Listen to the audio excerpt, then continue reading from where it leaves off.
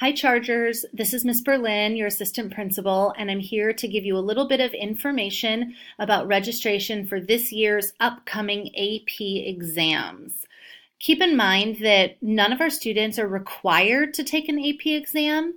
However, if you're watching this video, that means that you're in an AP class and we want to encourage you all to try. There are definitely some benefits to taking AP exams. Some of those include being able to earn college credit in advance of even getting to college, which depending on where you decide to go can be great because it can save you and your family some money. It can also help you make progress towards taking classes in your major a little bit sooner.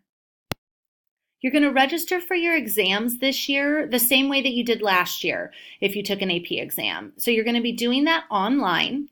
Online exam registration is already open and it'll be ending on Friday, February 24th at midnight. If you register later than the 24th, there is a late fee involved, so I'd encourage you to go ahead and get registered as soon as you can. And to find the best way to find the link to get registered is just by going to our main website, dphs.org, and clicking on the link for 2018 AP testing.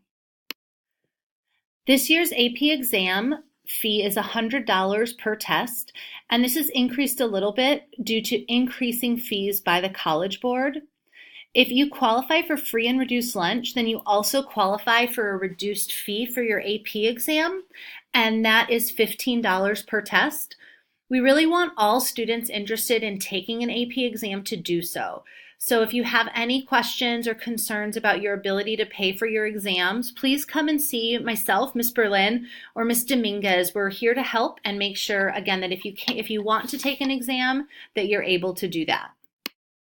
By now, you should have received your AP testing brochure in one of your AP classes. If you haven't yet received the paper brochure, please come by my office and see Miss Dominguez. We have extra copies.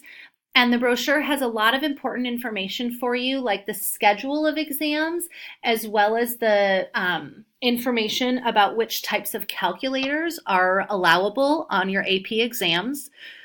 There are late fees involved if you have to take your exam during an alternate test date, meaning that you're not available for the standard AP test date. If you need to register for a late test, then you need to come by and see myself or Ms. Dominguez so that we can get you registered for that alternate test date.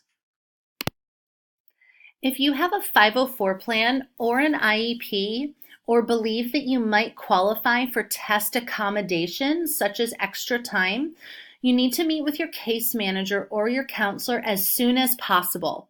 The deadline for students to file for accommodations on their AP exam is Friday, February 16th, and your counselor has to request those accommodations for you. The College Board decides which students receive which accommodations, and so our requests need to be submitted as soon as possible. So again, if you think that you might qualify for accommodations, please meet with your counselor or your case manager right away.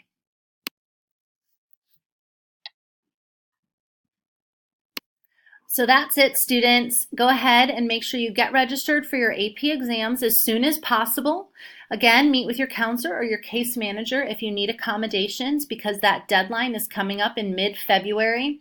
And all of you need to get registered by Friday, February 23rd to avoid the late fee. Keep in mind if you need to take your test during the alternate testing dates, maybe due to a conflict with an IB exam or because your team qualifies for a CIF finals, make sure you come and talk to Ms. Dominguez or myself so we can get you signed up for that alternate testing date as soon as you're aware that you need an alternate time. Thanks again, everybody, and if you have any questions, come by and see us, and good luck.